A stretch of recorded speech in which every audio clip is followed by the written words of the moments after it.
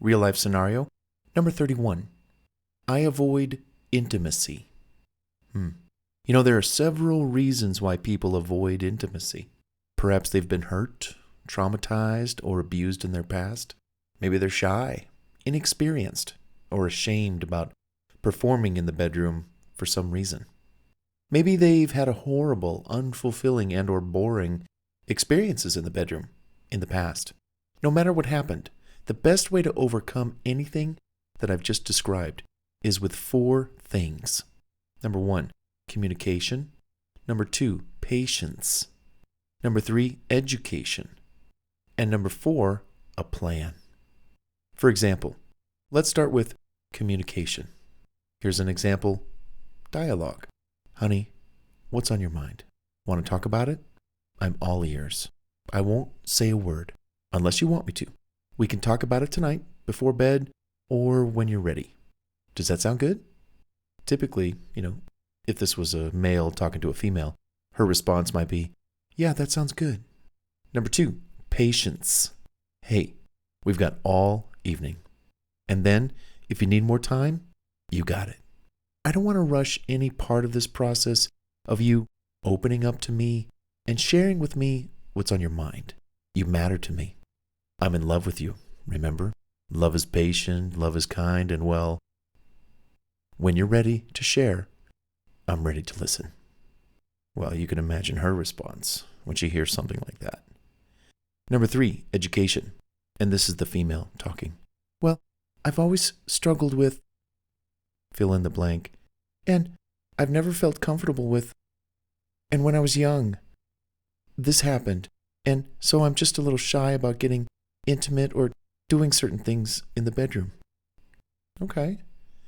Very understandable. Number 4, plan. Well, not to worry, honey. I love you. I love that you felt comfortable sharing with me what was on your mind and what you've been through. For starters, I'm not going to do anything of those things that caused you harm or fear in what you shared with me. Never, ever.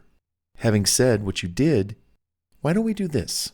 And why don't we work on this, and we won't do this, and as you mentioned, and then one at a time and a little at a time, all while taking our time so we can slowly overcome any fears that you might have or inhibitions to feeling more free so you can feel safer, feel more open, more free with me whenever we get intimate.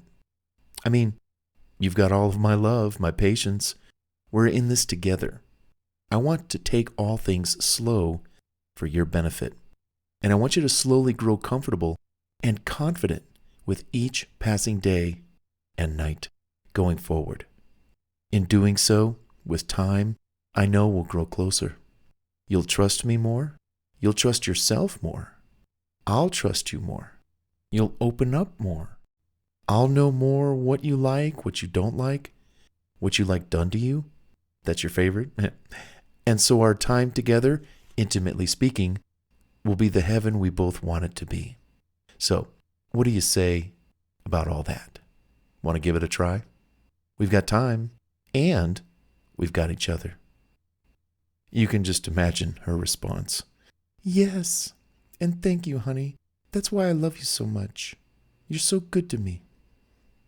So, depending on the reasons why you are avoiding intimacy, whether it's fear-based, from your past, or it's an inexperience-based thought.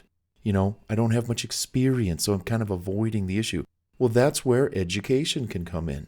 So no matter, we've got communication, patience, education, a plan, and if you approach the avoidance of intimacy with those 4 elements, well, I think you're going to get past the avoiding intimacy, and then pretty soon you might be diving into it.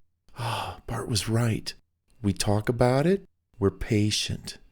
We educate ourselves. We create a plan, and we execute.